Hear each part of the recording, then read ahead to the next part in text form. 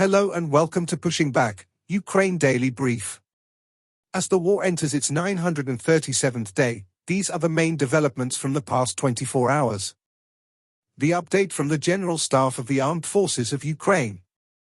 Russia has lost approximately 638,140 troops in Ukraine since the beginning of the war. The number, which has not been independently verified, includes 1,130 casualties over the past day. According to the released Ukrainian figures, Russia lost 14 tanks, 13 armored combat vehicles, 23 artillery systems, 1 multiple launch rocket system, 63 drones and 55 vehicles. The Russians launched 153 combat clashes and carried out 59 airstrikes, including 79 anti-aircraft missiles on the territory of Ukraine. They also used 532 kamikaze drones and carried out 3,300 attacks on the positions of Ukrainian troops and settlements using various types of weapons. In its latest intelligence update, the UK's Ministry of Defence reports. Russian President Vladimir Putin has signed a decree to increase the size of Russia's military by 180,000 personnel, bringing the total to 1.5 million from December 2024. This is the third such decree since the Ukraine conflict began in 2022. However, the expansion may face challenges due to ongoing heavy losses in Ukraine and recruitment difficulties. In its latest intelligence update, the Institute for the Study of War. Ukrainian forces conducted a successful drone strike against a Russian missile and ammunition storage facility near Toropets, Tver Oblast on September 18. Continued Ukrainian strikes against rear Russian logistics facilities within Russia will generate wider operational pressures on the Russian military beyond the individual destruction of ammunition stockpiles and logistics facilities. Russian authorities arrested the head of the Central Military District Armor Service on September 18 on suspicion of receiving a large bribe, marking yet another corruption case against a high-ranking Russian military official since the April 2024 appointment of Andrei Belousov as Russian defense minister.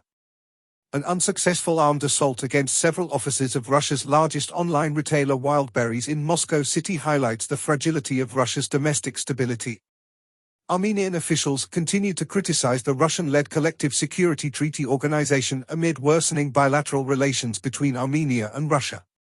Russian Foreign Ministry spokesperson Maria Zakharova condemned Israel for simultaneously detonating thousands of Pegas belonging to Lebanese Hezbollah members across Lebanon and Syria on September 17, signaling Russia's continued rhetorical alignment with Iran's axis of resistance against Israel. Ukrainian forces recently advanced in Glushkovsky Rayon west of the main Ukrainian salient in Kursk Oblast amid continued Ukrainian assaults in and west of the salient. Russian forces regained positions within the salient. Russian forces recently advanced along the Kupiansk-Svatov-Kreminna line, within Toretsk, southwest of Donetsk city, and in eastern Zaporizhia Oblast. The Russian State Duma announced on September 18 that it approved a bill in its first reading that proposes releasing Russian service members serving in Ukraine from criminal punishment associated with cases actively being tried in Russian courts. In Zelensky's nightly address he spoke about three key areas. Firstly, Ukrainian forces conduct precision strikes on Russian territory. President Zelensky praised Ukrainian forces for a successful long-range strike on Russian territory, highlighting the role of special services such as the security service and defense intelligence.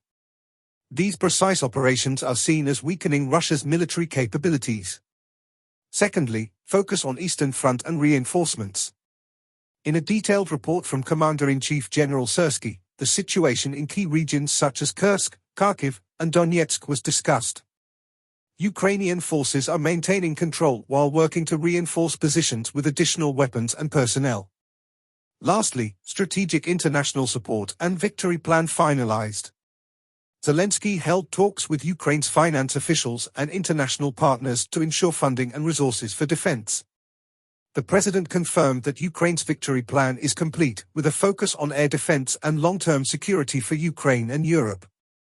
A newly renovated bacteriological lab has opened at the Clinical Center for Pediatric Medicine in Lviv, thanks to a $200,000 donation from Lord Ashcroft and the Alina Zelenska Foundation.